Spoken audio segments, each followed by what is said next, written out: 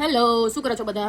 તો આજે હોલી છે, હેપી હોલી. અને અમે લોકો બનાવ્યું છે આજે પાપડી ચાટ. તો ચટણી બની ગઈ છે અને હવે ડુંગળી, ટામેટા અને બીટ ખાલી કાપવાનું બાકી છે. એ હેત કટ કરે છે. આલુ ચણા હું બનાવી દઈશ અને પાપડી તો હું રેડી જ લાવી હતી, તો હું તમને લોકોને બતાવું.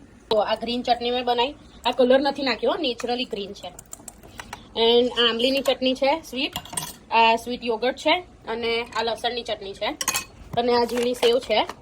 ને આ ચંદ્રાની પાપડી ચાટ માટે જ છે. તો આ પાપડી લાવી છું, વધારે લાવી છું એક બોક્સ. ને બીટ કટ કરે છે, પછી ધાણા કટ કરશે, ટામેટા કટ કરશે. રેડી થાય અને ખાવા બેસી એટલે તમને લોકોને બતાવું. બધું રેડી થઈ ગયું છે.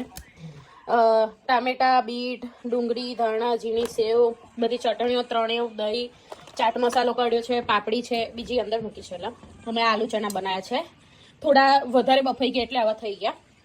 તો હવે બનાવીને ખાઈશું અમે લોકો. મારે સેવ નાખવાનું બાકી છે, હું થોડી થોડી નાખી દઉં, મને સેવ ઓછી ગમે છે.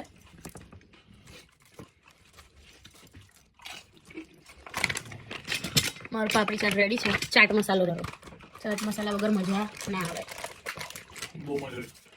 મજા આવી? તું ટેસ્ટ કરીને ખાઓ. કઈ પૂરી લઉં, પકડાતી નહીં.